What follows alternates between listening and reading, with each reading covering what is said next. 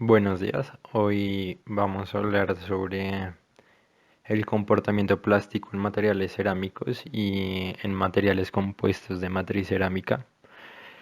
Los materiales cerámicos son materiales usados en diversas áreas, desde piezas de arte de gran dificultad y apreciación e interés, a los vidrios comunes de nuestras casas y al mismo tiempo compuestos de matriz cerámica que han incurrido en la industria aeroespacial.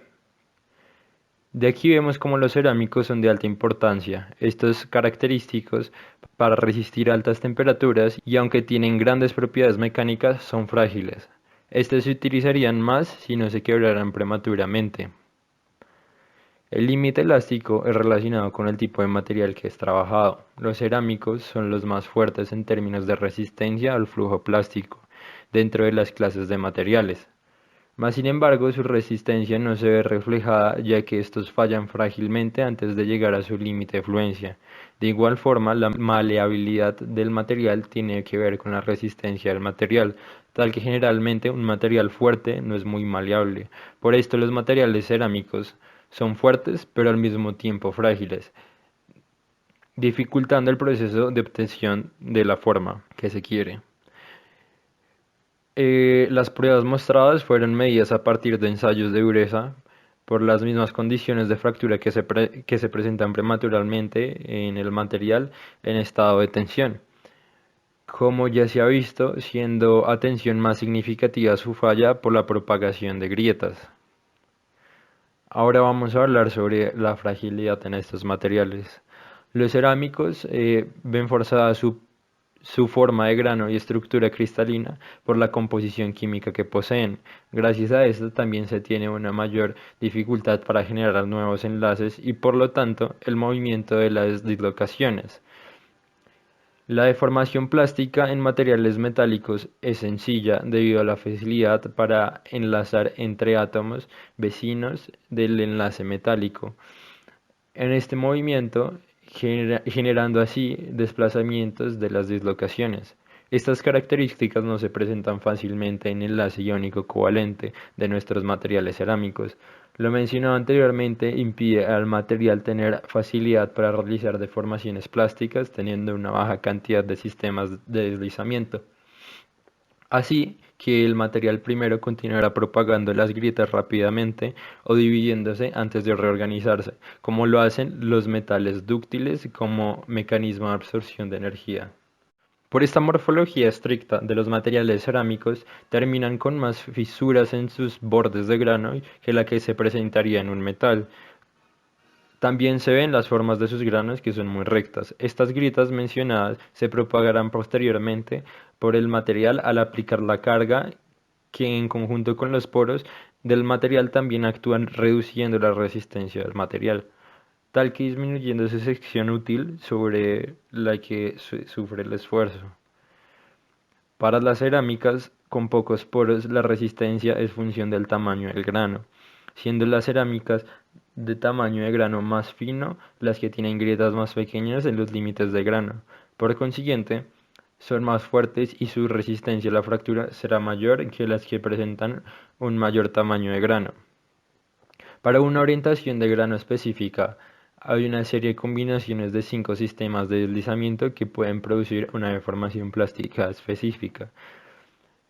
Pero de igual forma, las respuestas de deformación en los granos dentro de un policristal se altera en comparación con la respuesta que se encontrará si cada grano se probara como un solo cristal. Los materiales cerámicos no pueden proporcionar 5 sistemas de desplazamiento independientes. Por esto, cuando esto es así, se impide una gran plasticidad policristalina en ellos y se fracturan de manera macroscópicamente frágil. Por lo tanto, varios de estos metales y cerámicas empaquetadas hexagonales son frágiles en forma policristalina, a pesar de que son capaces de un flujo plástico extenso en forma de cristal único, requiriendo movimientos en más de un sistema de deslizamiento para tener deformaciones plásticas.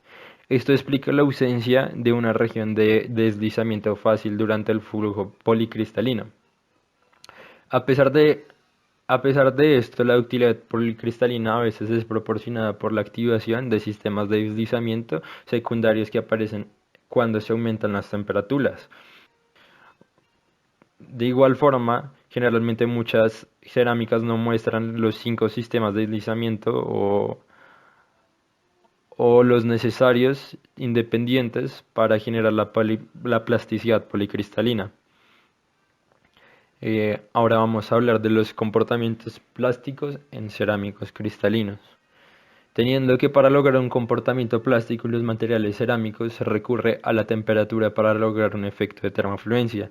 Esta deformación dependerá del tiempo en que se somete la carga al material y puede apreciarse como en materiales tanto cristalinos como amorfos, y de esta manera a altas temperaturas y esfuerzos más bajos que el de fluencia se pueden lograr deformaciones permanentes. Las temperaturas trabajadas son generalmente cerca de 40 y 50% de la temperatura de fusión del material, teniendo que durante el proceso de cambio de temperatura se ven más significativas o menos variando la temperatura de formación creadas por elasticidad, plasticidad que depende del tiempo y plasticidad independiente del tiempo. Para los cerámicos, generalmente las deformaciones ocurren por la combinación de cargas y mecanismos de termofluencia, tal que estos últimos muestran una difusión asistida debido a una carga, teniendo deslizamientos en límites de grano y elongación en la dirección en la que es aplicada la carga, y menos comúnmente producto del movimiento de dislocaciones.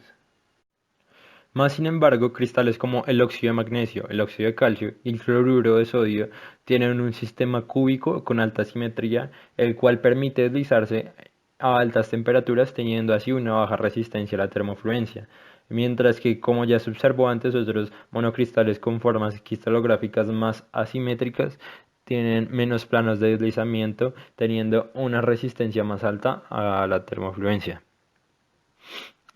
Para tener certeza de cuál es el mecanismo empleado para la deformación por termofluencia correctamente, es necesario conocer los sistemas cerámicos, el ciclo de calentamiento, el grado de nucleación, el crecimiento y el refinado de los granos, y la termodinámica que se emplea para determinar mejor el mecanismo de fluencia dominante.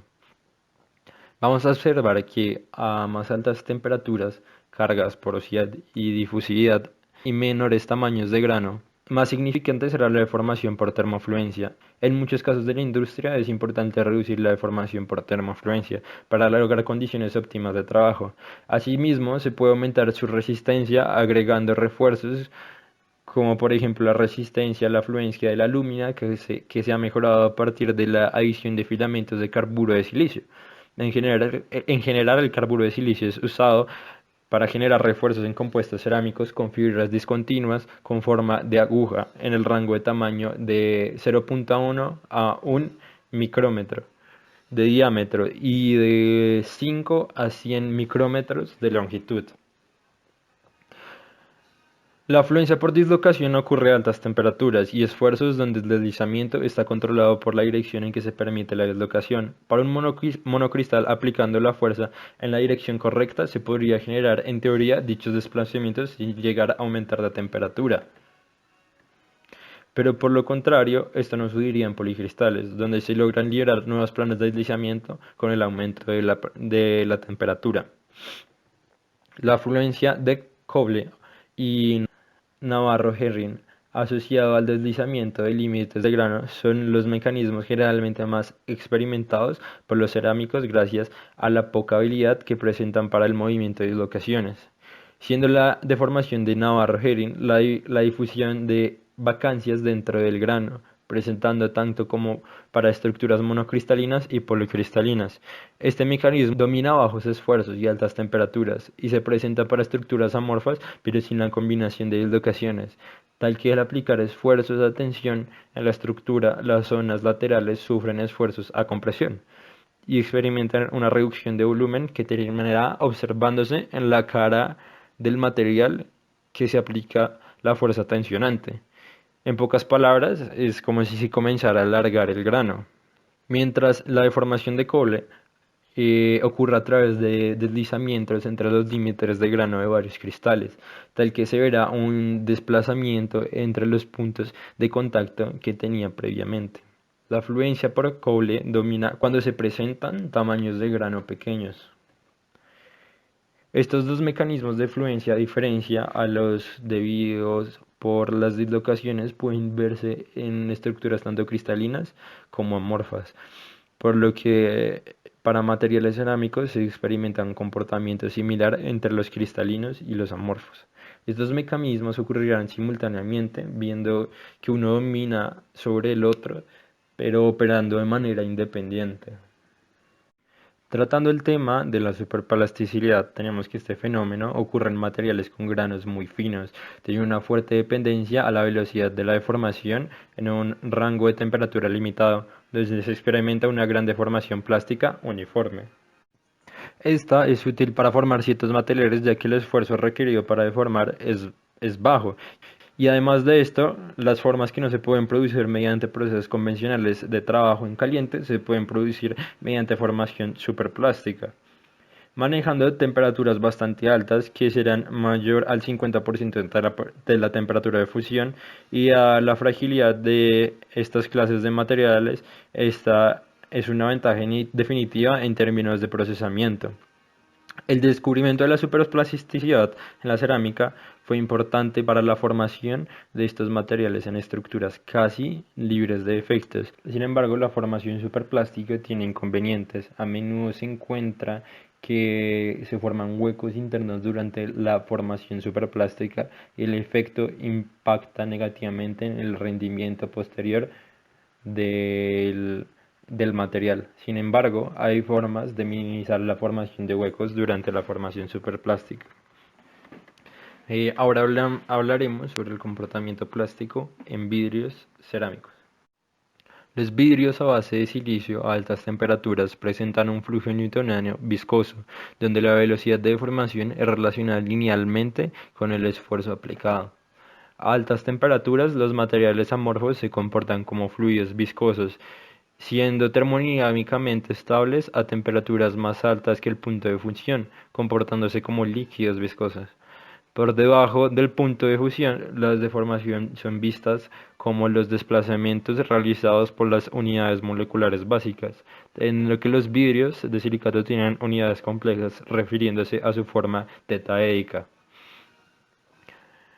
En la temperatura de transición del vidrio se sufre un decaimiento en el coeficiente de expansión térmica y el material es rígido, similar como se presenta en su forma cristalina. Sobre la vecindad de este punto, el comportamiento mecánico del vidrio ya no es igual al de un líquido superfrío, donde se deja comportamiento lineal elástico y viscoelástico y se convierte en plástico. Teniendo que a altas temperaturas el comportamiento newtoniano viscoso domina y a bajas prácticamente solo se observa el lineal elástico como con un comportamiento viscoso muy pequeño. Además de ello, la mayoría de silicatos a esta temperatura casi no refleja un comportamiento plástico, es debido a que se fracturan antes de llegar a esfuerzos requeridos.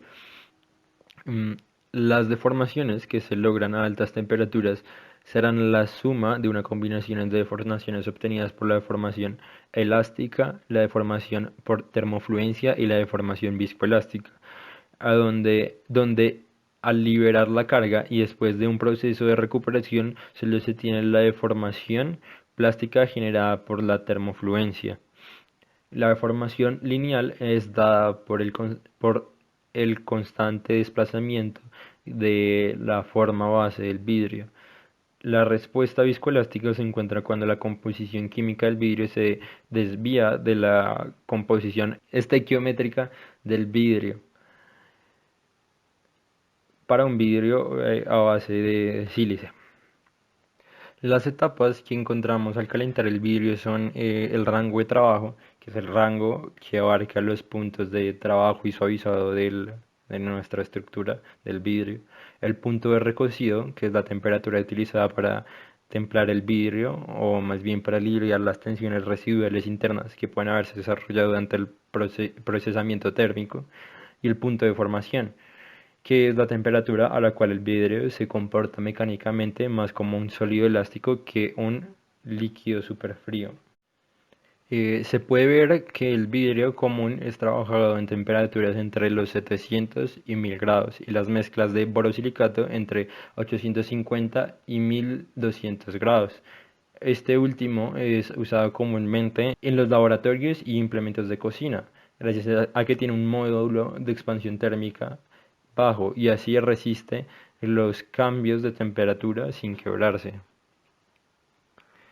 Como última sección vamos a ver los compuestos de matriz cerámica y cómo estos presentan las deformaciones. Los compuestos de matriz cerámica se emplean principalmente porque son más resistentes a la fractura que la matriz en que se basan, manteniendo propiedades para resistir las altas temperaturas.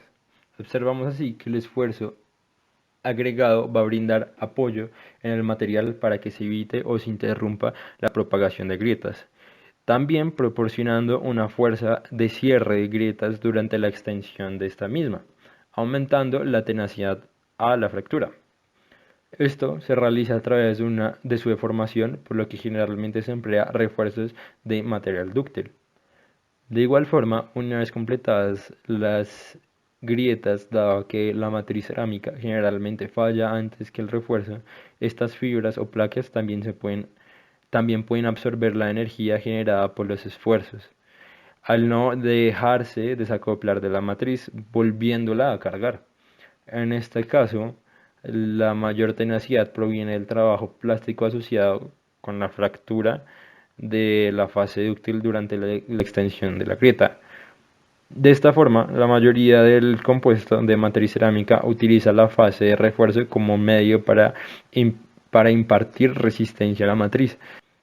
Esto debido a que si se habla del material compuesto solo de la matriz, la superficie de la fractura resultante es más macroscópicamente plana y la falla del material está restringida a la primera y última ubicación de la fractura, es decir, no se forman grietas secundarias. Pero cuando los materiales frágiles se refuerzan con fibras dúctiles, pueden ocurrir numerosos eventos de fractura antes que la fractura final.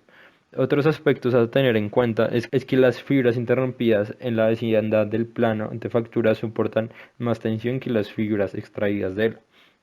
En las regiones, alejadas del plano de fractura, la tensión de tracción se distribuye entre las fibras y la matriz, por lo que se obtiene finalmente un endurecimiento proporcionado por las fibras. Un ejemplo común de estos materiales es el cemento reforzado.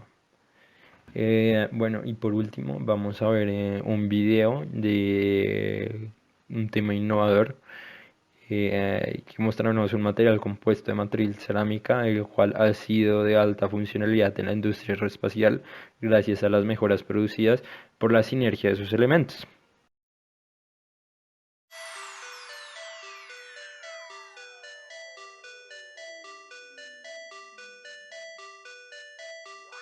For decades, advancing the practical use of ceramic matrix composites, also known as CMCs, has enticed, yet frustrated, the aerospace industry.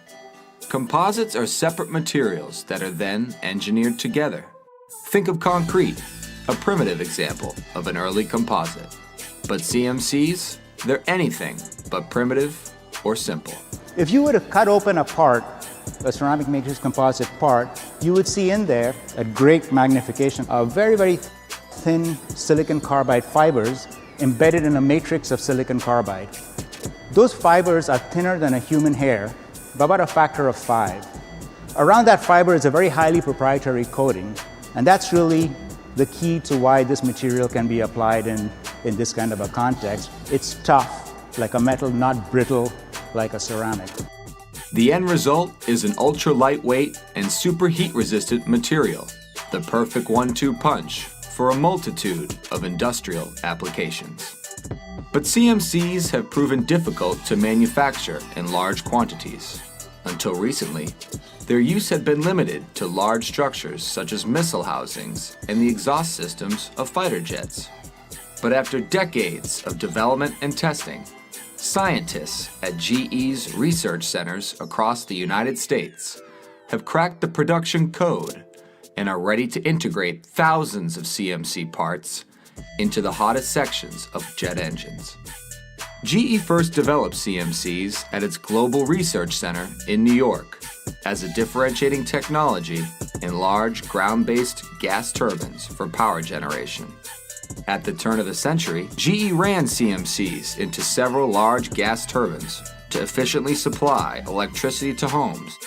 By 2006, those same GE scientists began applying their learnings to jet engines being developed by the company's GE Aviation business.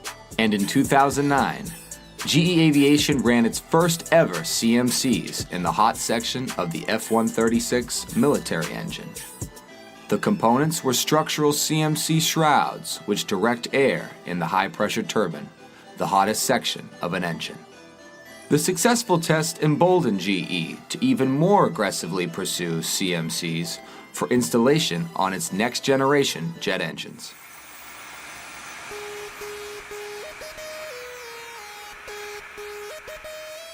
The first production engine to integrate the new material is none other than the best-selling CFM LEAP engine. In the military world, the Air Force and GE's Adaptive Cycle engine features the most expansive use of CMCs throughout the engine core, setting the record for the highest hot section temperatures in aviation history.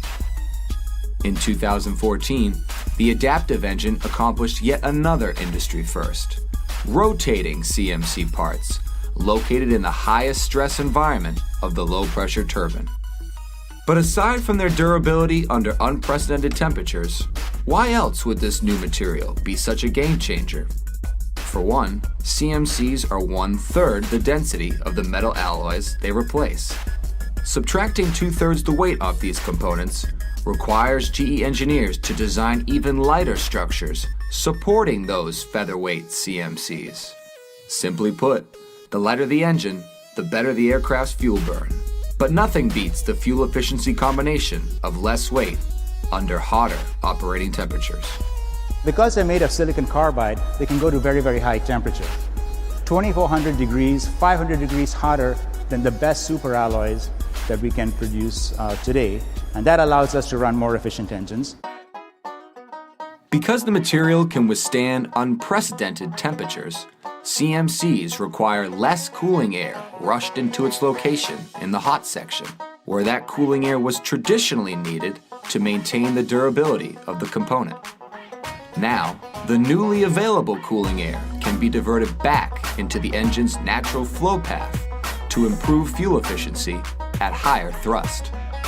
As more hot section components are made of CMCs, you could see a 25% increase in thrust and a 10% improvement in fuel consumption by as early as 2020. And the movement to populate GE engines with even